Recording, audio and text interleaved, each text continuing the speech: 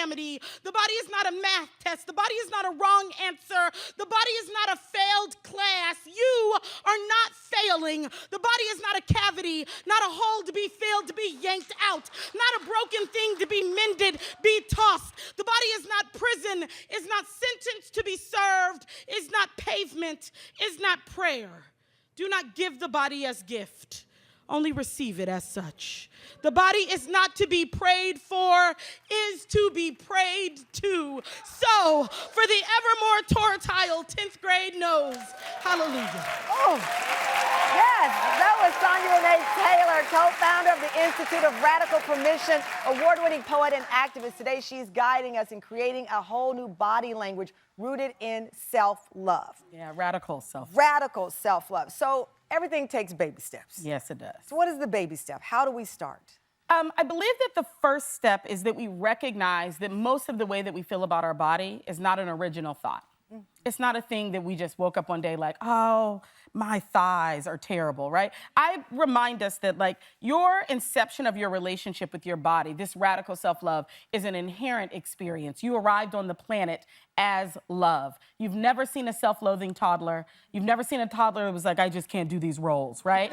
Like that's not, they're in awe of their own body. Yes. They're in awe of your body, right? And we all arrived here that way. So the question is not, how do I learn to love myself? The question is, what are all of the messages that I have received throughout time that have separated me from my inherent knowledge of my own worthiness and love? So that brings me to the question, how do you deal with the constant day in, day out struggle of what we're taught? Absolutely. So part of it is once we recognize, oh, I've received messages and those messages inform my relationship with my body, first of all, can I start to identify those messages? And which ones are the ones that are choiceful? Which ones are the ones I'm taking in every single day and I paid for that magazine and I turned on that television show and I choicefully bought that thing that said you should hate yourself? And how do I start dissecting and removing those messages? Once you do that, you have some space, you have some perspective.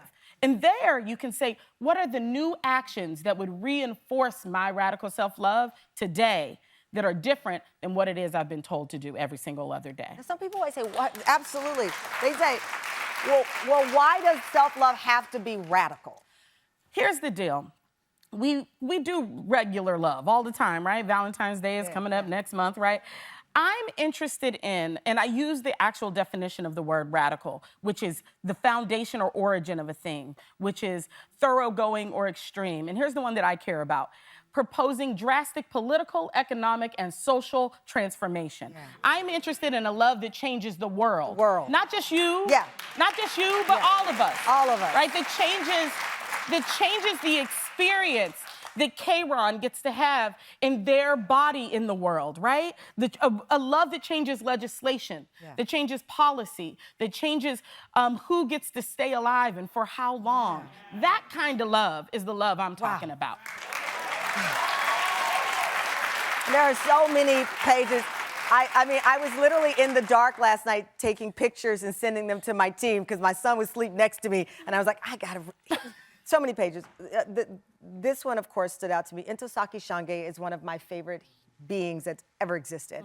And you quote, I found God in myself and I love her fiercely.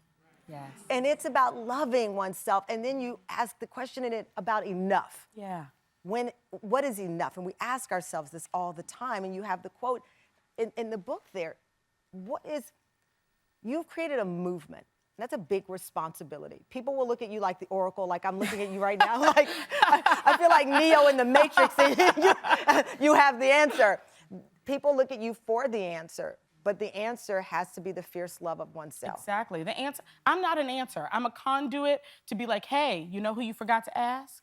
You. Right? Yeah. Like that's what this is about. That's what the Institute of Radical Permission was Adrienne and I saying, we have all the answers inside of ourselves, outside of the indoctrination, outside of what the media machine has told us and our family has told us and our schools have told us. There's actually an intuitive, authentic knowing inside of us. How do we return to trusting that and letting that guide our lives? Wow. It's so true. Before you go, I'll read this quote from the page that stood out to me. Satisfaction. What does enough feel like? What does satisfaction feel like in my body? These are just some of the questions and thoughts that are posed in this phenomenal journal. Thank you so much. I know you've been traveling the world and that you can be here live with us. It's much gratitude. Sonya Renee Taylor, you can get Sonya's new book, Journal of Radical Permission, today, wherever books are sold. I highly recommend it. And guess what, Tam Fam? You don't have to do anything but just sit right there because you're going home with your own copy today. You get to start your radical transformation. Man!